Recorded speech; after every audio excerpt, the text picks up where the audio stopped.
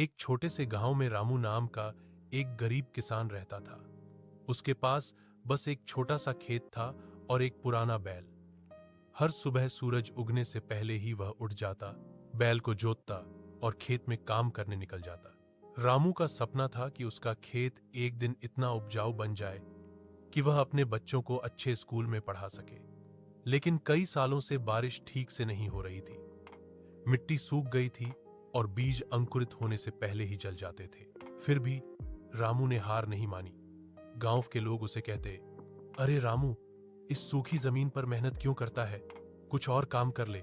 लेकिन रामू मुस्कुराकर कहता, मेहनत करने वाला कभी खाली हाथ नहीं रहता। एक दिन उसने देखा कि गांव के पास एक सूखी नदी है। उसने सोचा, अगर मैं नदी से अपने खेत तक पानी ला सकूं तो मेरा खेत फिर से हरा भरा हो जाएगा। वह अकेला ही फावड़ा लेकर हर दिन थोड़ा थोड़ा नाला खोदने लगा। गर्मी में सूरज सिर पर आग बरसाता, लेकिन रामू रुकता नहीं था।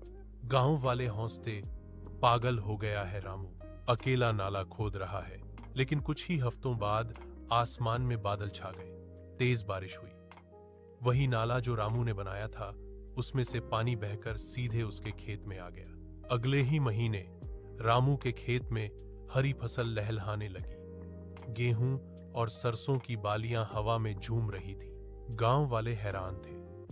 अब वही लोग रामू के पास आकर बोले, भाई, हमें भी सिखा दे कि तूने यह कैसे किया। रामू ने मुस्कुराकर कहा, जब दुनिया कहे कि रुक जाओ तो अपने दिल की सुनो। मेहनत और उम्मीद दोनों मिल जाएं तो चमत्कार हो जाता है।